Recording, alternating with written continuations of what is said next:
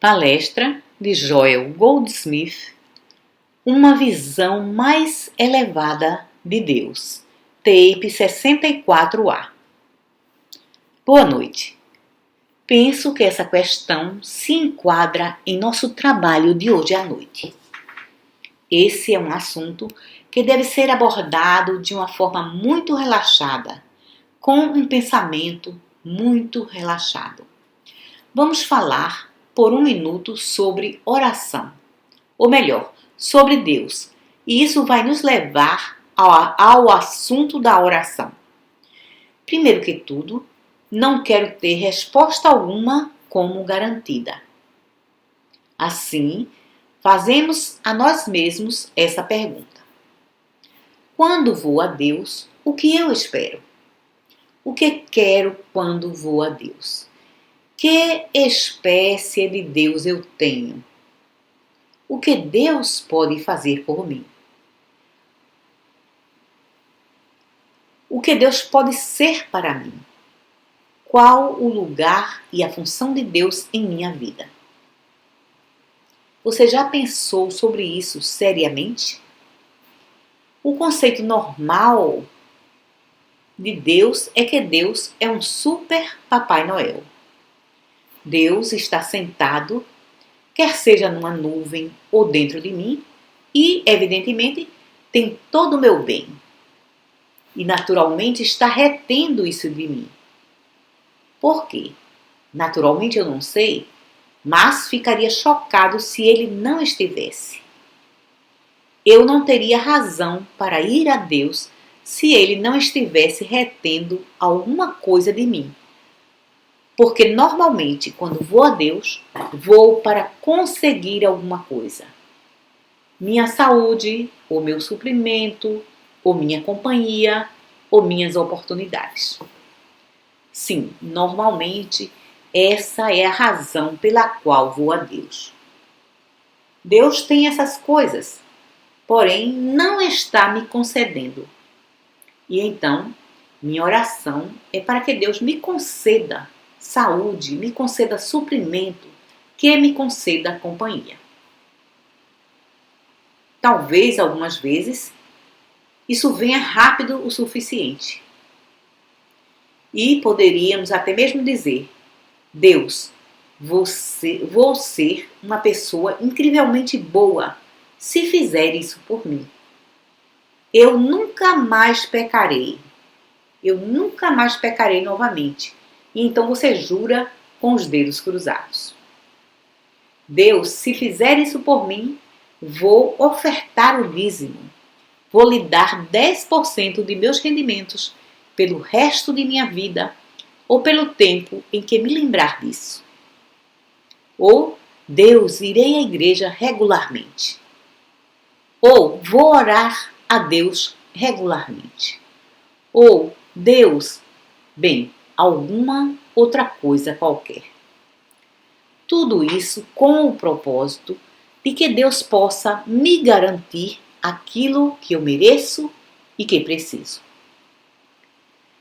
Eu não iria pedir a Deus se não pensasse que merecia tudo isso. Eu mereço e preciso e Deus o tem. E Deus está retendo. E agora? Existe alguma espécie de oração que eu possa fazer para que Deus libere isso para mim? Ou existe alguma espécie de tratamento que vai fazer as coisas mudarem? Ou talvez, não, eu simplesmente ouvi falar sobre um curador maravilhoso. Vou a esse curador. Esse curador parece ser capaz de receber qualquer coisa de Deus. Agora vocês vejam, isso não é tão engraçado quanto parece. Porém, essa é a atitude da maioria de nós. Até mesmo agora, com toda essa nossa iluminação, é a atitude de muitos de nós. Na maioria das vezes, temos em mente um Deus que pode distribuir o bem, mas não está fazendo isso. Podemos até censurar a nós mesmos e dizer: eu sou o culpado. E também posso pensar que não tenho merecimento por algum motivo. Eu me lembro de que não fui tão bom para minha mãe como deveria ter sido, ou penso que fiz alguma coisa errada à minha cunhada. Nós realmente acreditamos que praticamos algum ato mau de omissão ou comissão e é por isso que Deus não está concedendo o nosso bem. Hoje até mesmo muitos metafísicos irão lhe dizer que perto da metade das doenças do mundo são causadas por um complexo de culpa. As pessoas estão realmente mantendo a si mesmas em condenação. Algumas vezes por alguma ofensa séria que cometeram no passado.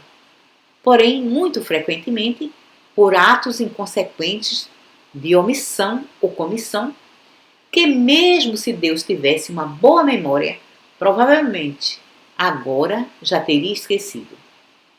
Estranhamente, Deus não tem memória. Deus não tem memória dos males que cometemos.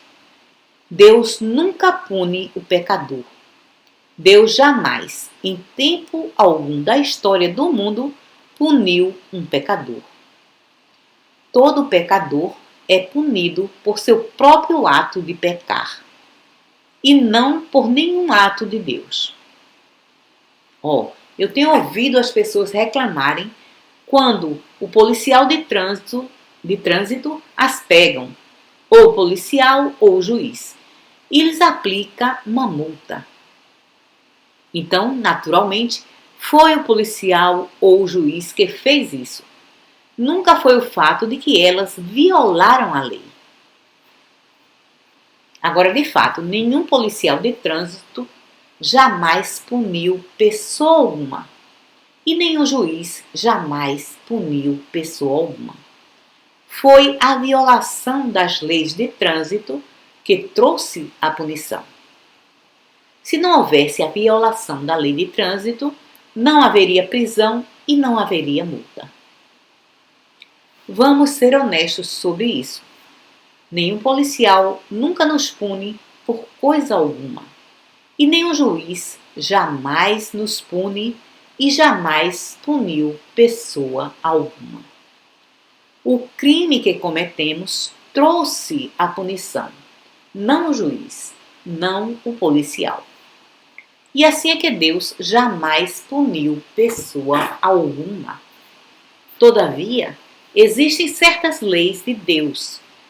Se nós as violamos, pagamos a penalidade pela violação. E Deus nem sequer sabe que as leis foram violadas. Nós estamos conscientes da violação e da penalidade. Então, nunca, em problema algum que tenha, nunca mantenham o pensamento de que Deus o está privando de seu bem por causa de algum pecado, de omissão ou comissão, ou por alguma falta. Nunca acredite que está sendo punido por qualquer Deus que esteja lhe negando qualquer coisa. Se tem esse conceito, você não chega nem perto de um conceito correto de Deus. Agora, corrija isso também. Deus não é um Deus que dá e Deus não é um Deus que retém. Deus nunca dá coisa alguma. Deus nunca concede coisa alguma. Deus não está retendo e, portanto, Deus não pode dar. Você pode orar ao sol para que o sol brilhe, mas o sol não está retendo o brilho do sol e não tem brilho do sol para dar. O sol está brilhando. Deus está sendo. Não tem utilidade orar a Deus por coisa alguma. Deus já está sendo. Não ore a Deus por coisa alguma. De outra forma, você não chega nem perto de um conceito correto de Deus. Deus não tem coisa alguma para lhe dar. Deus não tem coisa alguma para lhe negar. Deus nunca vai lhe dar mais do que está dando agora. Se Deus tivesse alguma coisa que você precisasse e estivesse retendo, Deus seria um monstro. Se Deus estivesse esperando que você fosse bom ou merecedor, se Deus estivesse esperando que você encontrasse o curador certo, ou o método certo de oração, ou a forma certa de tratamento, Deus seria um monstro. Oh não, Deus não é um monstro. Deus é amor. E porque Deus é amor, Deus está para sempre amando. Não existe amor em reter. Não existe amor em punição. Deus é amor. Deus está sendo o amor. Deus é vida. Deus está sendo vida. Deus não está negando vida a pessoa alguma. Nem Deus vai conceder vida, desde que Deus é Ele mesmo vida. E não existe vida não expressa. Então, se Deus tivesse vida para conceder, isso significaria que Deus está aqui em cima com a vida e lá fora haveria um vácuo e de repente haveria vida. Oh não, não. Deus é, a vida é, o amor é. Conheça essa verdade e essa verdade o libertará. O libertará da crença de que tem que ir a Deus por qualquer coisa. Primeiro que tudo, você já diz com os lábios que Deus é a mente que tudo sabe. Então, deve você ir a Deus e dizer: Deus, eu preciso disso, eu desejo aquilo, eu quero isso, eu deveria ter isso? Quando já afirmou que Deus é a mente que tudo sabe? Você não está contradizendo a si mesmo quando diz: Deus é a mente que tudo sabe, mas vou orar a Deus por alguma coisa essa noite. Por quê? O que o Todo-Poderoso Deus já não sabe. Uma outra coisa, você afirma com os lábios que é um cristão, um seguidor dos ensinamentos de Cristo. Porém, afirma isso somente com os lábios. Porque o Mestre diz: o seu Pai Celestial sabe que precisa de todas essas coisas. Portanto, não ore por elas. É seu grande prazer lhe dar o reino. Ainda assim, a despeito de aceitar a doutrina cristã de um Deus que tudo sabe e um Deus que é todo amor, persistimos em lhe dizer que está nos faltando o aluguel, comida, roupa, moradia, férias, transporte, saúde. Consegue ver isso? Tiago diz: se você ora e não recebe, é porque ora erroneamente. Certamente, toda vez que vai a Deus por qualquer coisa, você está orando erroneamente. Toda vez que espera alguma coisa de Deus, você está orando erroneamente. Toda vez que busca a Deus por alguma coisa, você está orando erroneamente. Existe somente uma forma de orar. Muito obrigado, Pai. Muito obrigado, Pai. E isso é tudo. Deus é a mente que tudo sabe, a inteligência infinita desse universo. Ninguém tem que dizer a Deus para fazer a grama verde, ou rosas vermelhas, ou brancas, ou rosas. Ninguém tem que dizer a Deus que orquídeas nascem nos trópicos, batatas crescem no Maine. Ninguém tem que dizer a Deus para colocar os peixes no mar e os pássaros no ar. Ninguém tem que dizer a Deus quando as estrelas devem aparecer, ou o sol ou a lua. ou quando as marés devem ir ou vir. Então, deve alguém dizer a Deus quando precisa de comida, roupas, vestimenta, moradia, transporte e saúde? O céu sabe. Nós temos orado erroneamente por milhares de anos. Agora, chegamos a uma cristandade iluminada, espiritual, metafísica, científica. E transformamos a forma de orar em afirmações e negações com o mesmo propósito com que usávamos antigamente as petições. O mesmo propósito: conseguir suprimento, saúde e moradia. Somente que agora, em lugar de dizer, ó Deus, cure meu filho, agora dizemos, ó Deus, meu filho é perfeito. E então olhamos para ver se Deus o está fazendo perfeito. Você sabe, uma vez a imprensa chamou a senhora Eddy de a senhora Eddy que não ora. Porque ela escreveu que ninguém jamais foi beneficiado por orações.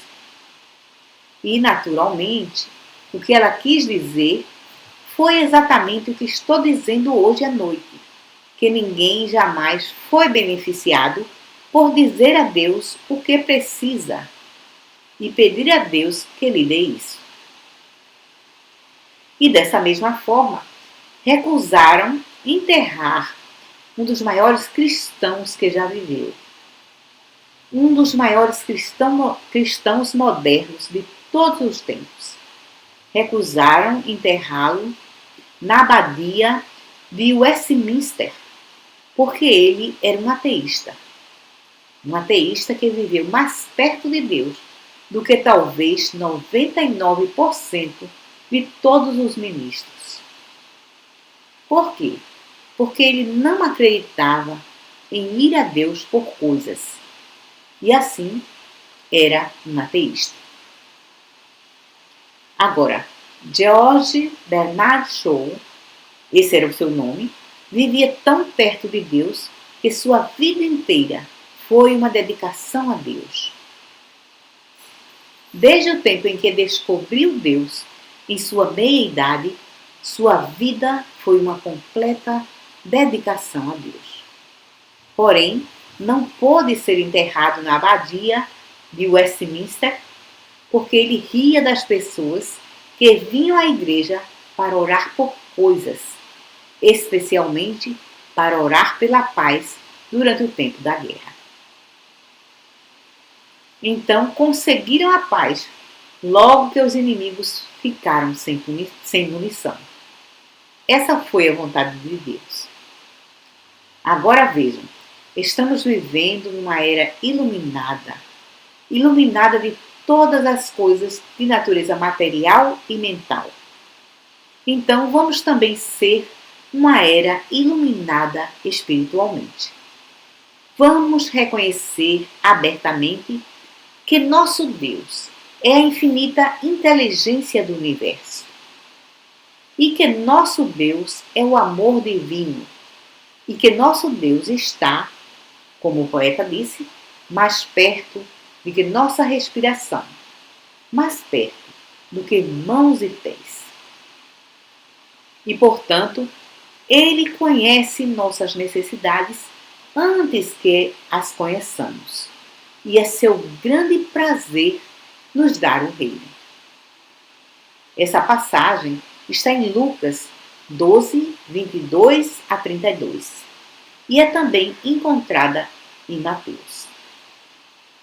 Quando temos essa espécie de Deus, nossa oração nunca é uma busca, nunca é um pedido, nunca uma súplica e nunca uma afirmação. Nossa oração é um contínuo muito obrigado, Pai. Algumas vezes, nossa oração pode parecer que somos uma espécie de ser insignificante orando a um grande ser divino. E isso passa por humildade, a despeito do fato de que as Escrituras dizem: Filho, tu estás sempre comigo e tudo o que tenho é teu. E, portanto, não somos insignificantes diante de Deus. Somos coexistentes com Deus e co-herdeiros de tudo que Deus é e de tudo que Deus tem. E como pode o filho fazer uma oração de petição ou de buscar ou implorar ao Pai? Oh, não, não.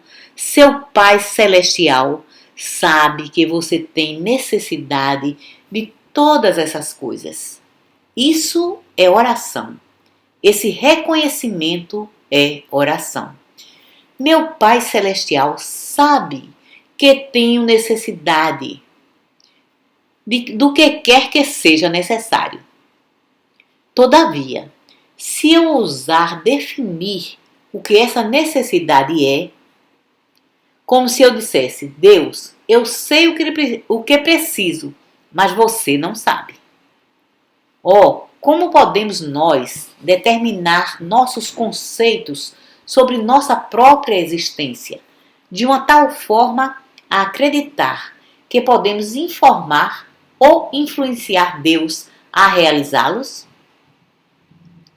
Vocês sabem, algumas vezes, a coisa pela qual oramos mais sinceramente seria a pior coisa do mundo para nós se a conseguíssemos. Quantas vezes dizemos muito obrigado, Deus, porque não consegui a coisa pela qual estava orando ou a pessoa pela qual estava orando? E quão frequentemente oramos e conseguimos e dizemos: Deus, por que fizestes isto a mim? Eu não mereço que respondas a minha oração. Não. Agora, nesse minuto, vamos ver onde vamos chegar com nossos conceitos sobre Deus e nossas ideias sobre oração. Vamos ver agora se estamos tendo uma ideia mais ampla sobre Deus, uma ideia mais abrangente de Deus, uma ideia mais compreensiva de Deus. Podemos agora ver que desde que Deus é amor, amor infinito, amor divino, amor espiritual, não existe necessidade de irmos a Deus para pedir a Deus para ser amor ou dar amor. Não está claro agora que se nosso Deus é a inteligência que dirige esse universo, se Deus sabe como produzir uma pérola numa ostra, se Deus, há milhares de anos atrás, milhões de anos atrás, sabia que precisávamos de gasolina para automóveis e colocou petróleo na terra para que o tenhamos à nossa disposição, esse Deus que dirige os pássaros do sul para o norte e do norte para o sul, não é essa inteligência infinita suficiente para ser a influência que governa e dirige a nossa experiência, sem precisar irmos a ela com nenhuma informação, sem nenhuma sugestão ou dica? Você vê, no caminho espiritual da vida, muito pouco progresso pode ser feito até que tenhamos captado alguma espécie de visão do que Deus é e de qual é a função de Deus em nossa experiência. Agora, a função de Deus é realmente a de uma vida eterna e, ao mesmo tempo, de uma infinita inteligência e, ao mesmo tempo, um amor divino funcionando dentro de si mesmo.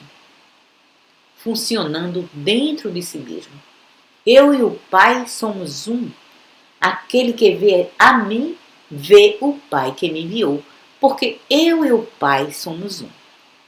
Então, aqui estão o Pai e o Filho, Deus o Pai e Deus o Filho, funcionando completamente dentro de si mesmo, justamente aqui onde estou.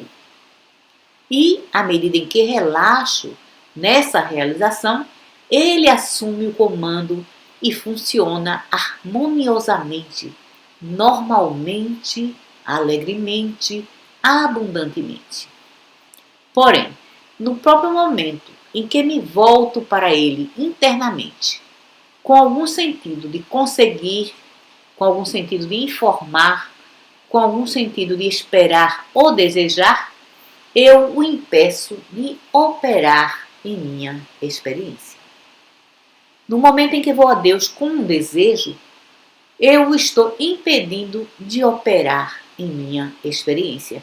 Estou colocando minha visão finita entre mim e o infinito. Estou colocando meus conceitos finitos. Você vê, eu posso ver apenas daqui a 1 hora à minha frente, e nem mesmo isso. E com essa visão limitada, quero dizer à mente que tudo sabe o que farei amanhã, ou onde estarei amanhã, ou o que deveria fazer amanhã. Eu interfiro no fluxo de Deus no momento em que vou a Deus com um desejo, um medo, uma dúvida, uma preocupação ou até mesmo uma esperança. Eu interfiro. Isso é uma interferência. Somente posso ir a Deus com as mãos limpas e um coração puro quando vou a Deus querendo que a sua vontade seja feita, que seja feita na terra como é no céu. E então me recusar a manter qualquer conceito sobre o que penso que deverá ser ou acontecer. Então vou a Deus com mãos limpas e um coração puro. Eu me coloco na presença divina, com o coração puro, quando não tenho nenhum desejo finito, nenhum desejo pessoal, nenhuma esperança ou ambição pessoal. Somente um total e completo relaxamento. Eu sou teu e tu és meu. Eu em ti e tu em mim. Tua vontade seja feita em mim. Todos nós falamos tudo isso com os lábios. Todos nós dizemos isso uma vez ou outra.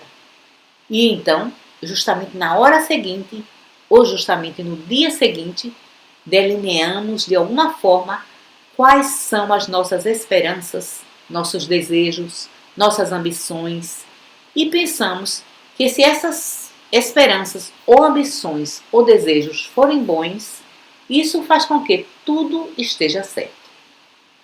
Bem, tudo o que quero é que meu próximo seja saudável. Tudo o que quero é que meu filho se comporte bem. Eu só desejo essas coisas. Só desejo coisas boas. Por que desejar se Deus é a mente que tudo sabe, a inteligência que dirige o universo, o amor divino, a sabedoria infinita, o único poder? Por que desejar? Por que não deixar que a sabedoria de Deus revele a si mesma? Por que não deixar o amor de Deus se desdobrar e se abrir de dentro de nós? Se você ora e não recebe, é porque está orando erroneamente. De alguma forma, você está pretendendo ter uma sabedoria maior do que a do Pai. Você pode até estar pretendendo ter um amor maior do que o amor de Deus.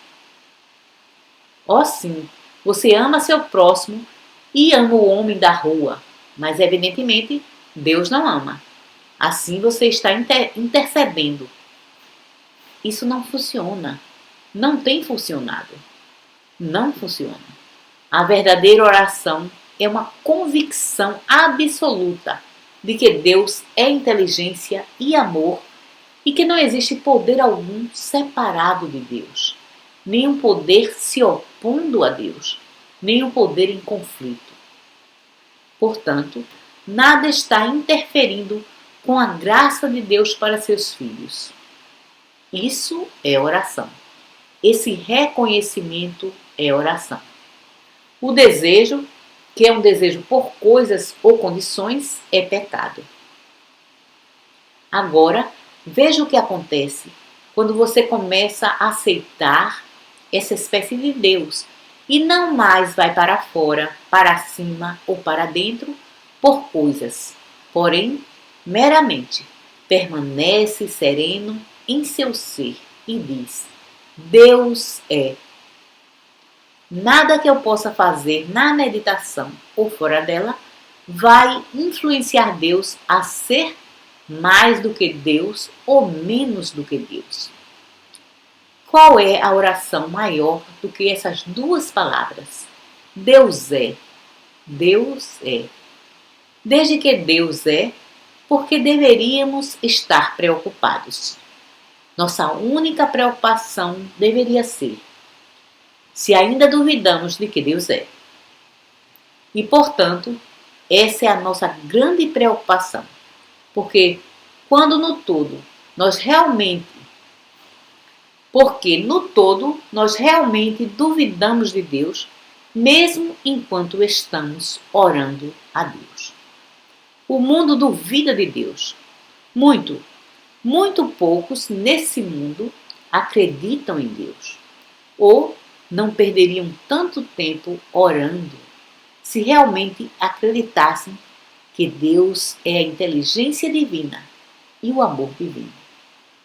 Por que gastar todo esse tempo tentando influenciar Deus ou tentando receber a graça de Deus, quando a graça de Deus já é? Deus é. Tua graça é minha suficiência em todas as coisas. Tua graça é minha suficiência. Essa é uma oração suficiente. É um reconhecimento da sabedoria de Deus, do amor de Deus, da presença de Deus, do poder de Deus. Obrigada.